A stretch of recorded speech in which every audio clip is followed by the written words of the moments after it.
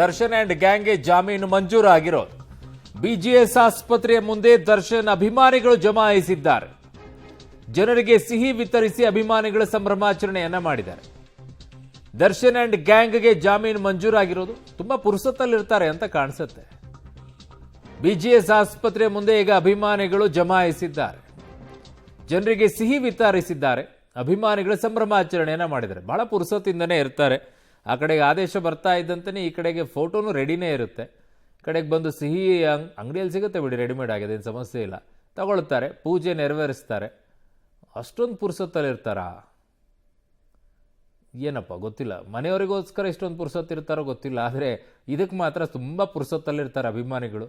ಕೇವಲ ಇಂಥದ್ದೊಂದೇ ಅಲ್ಲ, ಎಲ್ಲ ಇದರಲ್ಲೂ ಹೇಳ್ತೀನಿ, ಅಭಿಮಾನಿಗಳು ಮಾತ್ರ ಅಬ್ಬಬ್ಬಬ್ಬಬ್ಬ ಎಲ್ಲದಕ್ಕೂ ಬಿಡುವು ಮಾಡ್ಕೊಂಡು ಇದಕ್ಕೋಸ್ಕರನೇ ಓಡೋಡು ಬಂದ್ಬಿಡ್ತಾರೆ. ಅವ್ರ ಮನೆಯಲ್ಲಿರೋ ತಂದೆ ತಾಯಿ ದೃಷ್ಟಿ ತೆಗಿತಾರಿಲ್ಲೋ, ಹೆಂಡತಿ ದೃಷ್ಟಿ ತೆಗಿತಾರಿಲ್ಲೋ, ಮಕ್ಕಳ ದೃಷ್ಟಿ ತೆಗಿತಾರಿಲ್ಲೋ, ಅವ್ರ ನೆಚ್ಚಿನ ನಟನ ದೃಷ್ಟಿ ತೆಗೆಯೋದ್ರಲ್ಲಿ ಮಾತ್ರ ನಿಸ್ಸೀಮರಪ್ಪ. ಅವರಿಗೋಸ್ಕರ ಏನು ಬೇಕಾದರೂ ಮಾಡ್ತಾರೆ. ಸಿಹಿ ತೊಗೊಂಬರ್ತಾರೆ, ಹಂಚ್ತಾರೆ ಎಲ್ಲರಿಗೂ. ಇಡೀ ಊರಿಗೆ ಹಂಚಿದ್ರೆ ಇಡೀ ಊರಿಗೆ ಹಂಚ್ತಾರೆ. ಇನ್ನೊಬ್ಬರ ಜೊತೆ ಇನ್ನೊಬ್ಬರು ಜಗಳ ಮಾಡೋಕ್ಕೂ ರೆಡಿ ಆಗ್ತಾರೆ. ಅವ್ರದ್ದೊಂದು ಫೋಟೋ ಕಟೌಟ್ ಎಲ್ಲ ಮಾಡ್ಕೊಂಡು ಅಡ್ಡಾಡ್ತಾರೆ. ಚೆನ್ನಾಗಿರುತ್ತೆ ಈ ಅಭಿಮಾನಿಗಳದ್ದೊಂದೊಂದು ಸಲ.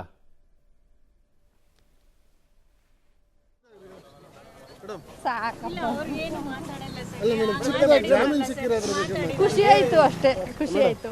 ಅಲ್ಲ, ಈ ಕಳೆದ 6 ತಿಂಗಳಿಂದ ಹಲವು ಬಾರಿ ಬಂದಿದ್ರು, ಏನು ಇವತ್ತು ಜಾಮೀನು ಸಿಕ್ಕಿದೆ, ಏನು ಅನ್ಸುತ್ತೆ? ಇದು ಖುಷಿ ಆಯ್ತಪ್ಪ, ಖುಷಿ ಆಯ್ತು, ಖುಷಿ ಆಯ್ತು. ಚಿಕ್ಕದಾಗಿ ಮೇಡಮ್, ಸಾಕಪ್ಪ, ಅಲ್ಲ ಮೇಡಮ್, ಚಿಕ್ಕದಾಗಿ ಜಾಮೀನು ಸಿಕ್ಕಿರೋದ್ರ ಬಗ್ಗೆ ಖುಷಿ ಆಯ್ತು, ಅಷ್ಟೇ ಖುಷಿ ಆಯ್ತು.